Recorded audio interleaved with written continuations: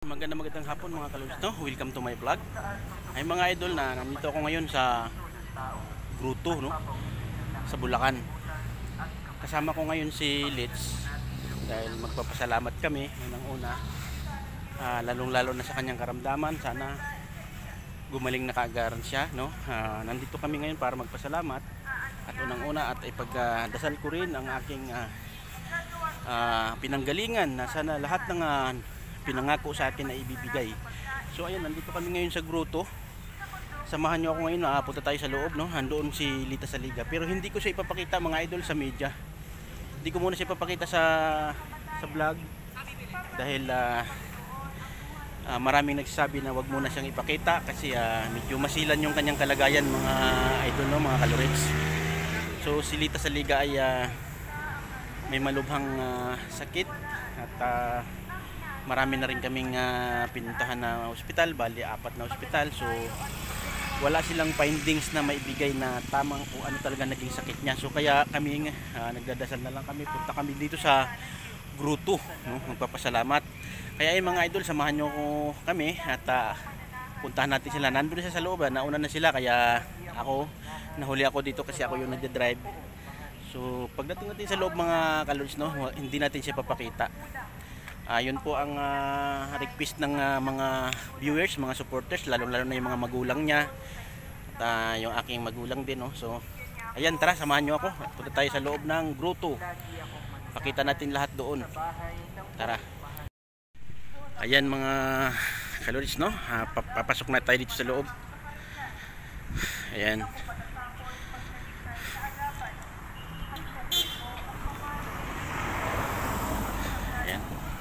Ito po ang Grotto dito sa, kung hindi ako nagkakamali, ay San Jose del Monte, Bulacan, or saan ba nasasakop itong grotong ito, no?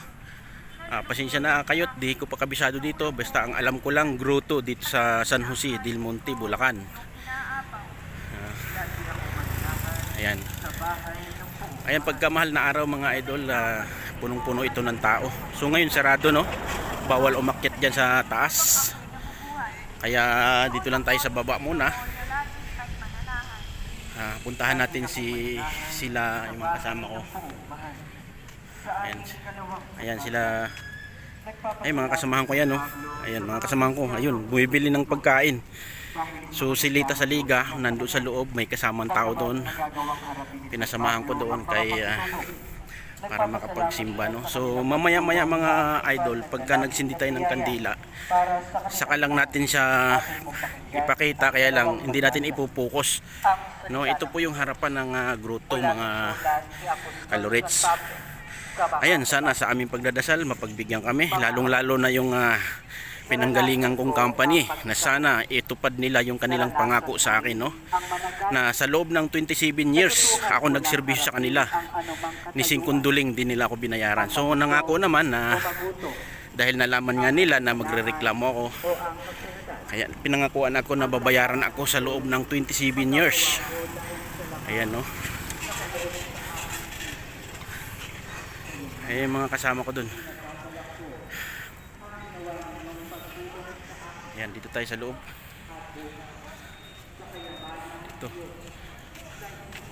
Mga idol, mga kalords, diyan tayo magsisindi mamaya ng kandila.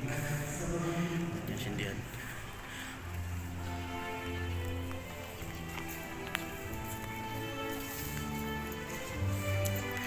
Ayan. Dito tayo mamaya magsindi. Kasama natin mamaya si Lita Saliga, no?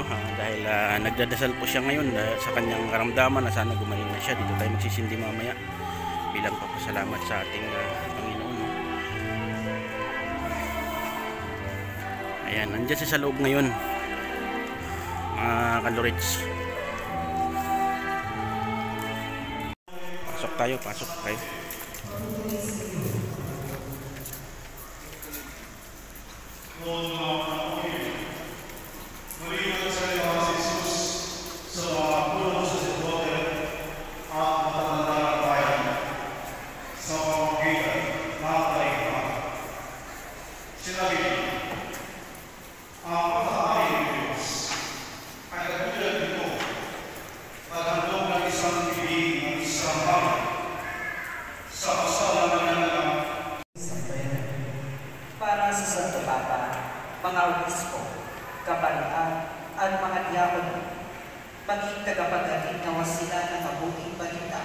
sa lahat ng panahon at huling tao.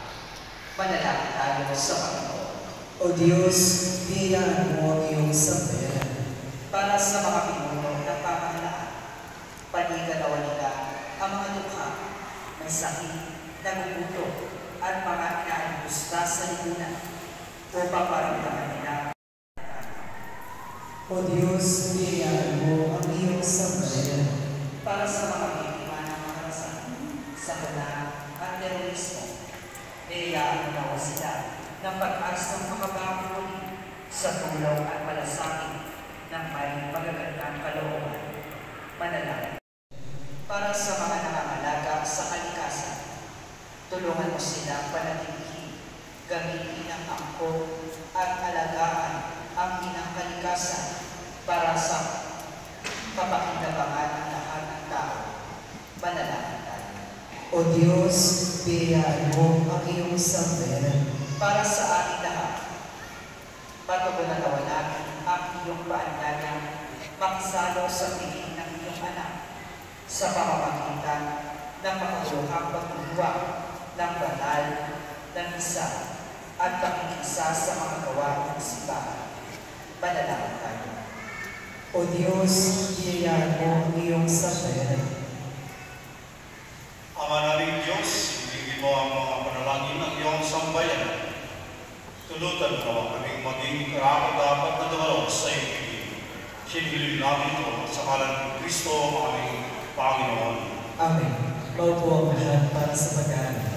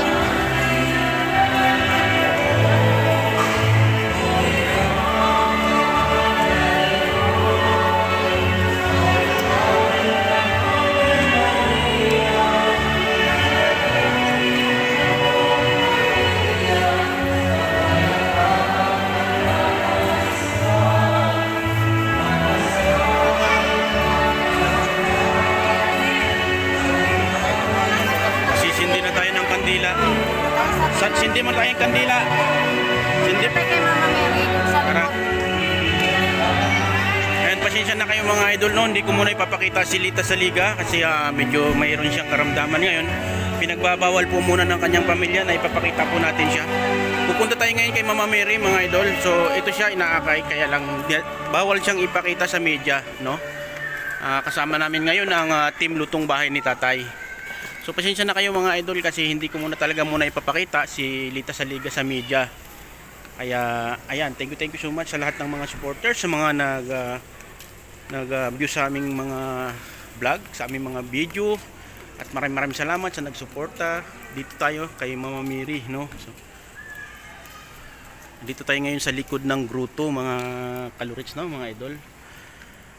Yan, dito po yun hanggang iikutin ko sana lahat ang kabuuhang nito kasi lang mga idol, gabi na kami.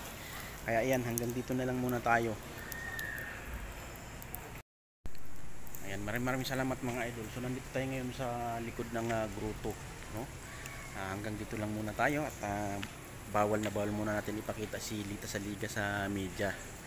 Ayan, doon naman sa aking pinanggalingang company. Sana tuparin ninyo ang pinangako nyo sa akin, no? Sa loob ng 27 years, nising kunduling, hindi nyo ako binayaran, no? ninakaw nyo lang yung video ko na wala naman kayong kinalaman doon sa video ko, pero tinanggal nyo ako doon. Hindi naman inyo yung video, no?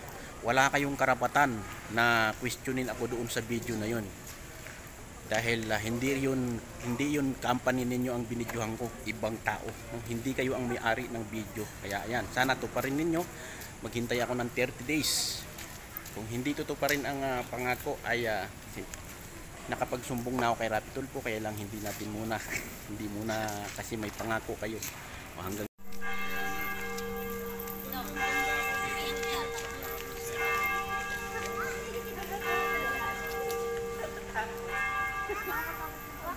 si Binbin. Ayan mga idol, so magsindi muna tayo ng kandila bago tayo uuwi, no? Bago tayo uuwi.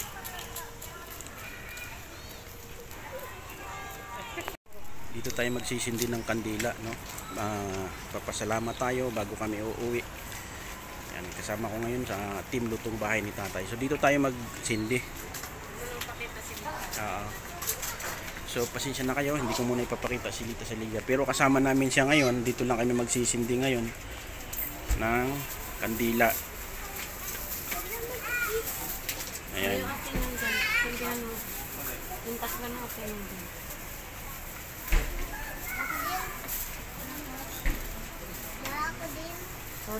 Ayan. Ayun kay Lulong Toren magsindi ka. Sindi tayo. Uy, hindi yan. Ayan. Sindi ka na, bes.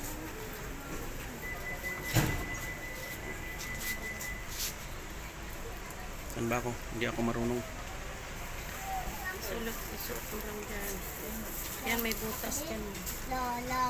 Kailangan pa siyang patutuluin para magdikit siya. Ayan.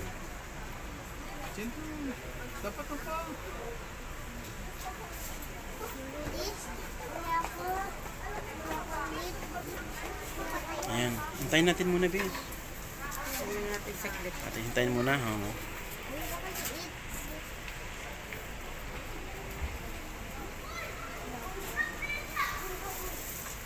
lang yung tubig sa ano.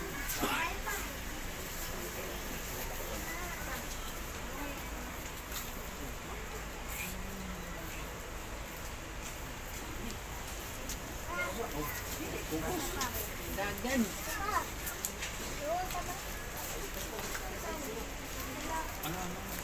Ayan. So bago tayo uuwi, sindi muna ng kandila. Ayan. Si Lita sa Liga, hindi ko muna papakita, mga idol. Sa taas ka na. Sa story kasi. Sa story kasi yung mga tayo.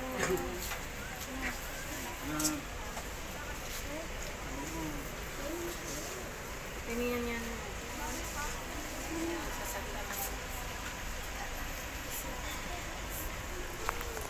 Okay, tara. Let's go. Uwi na tayo.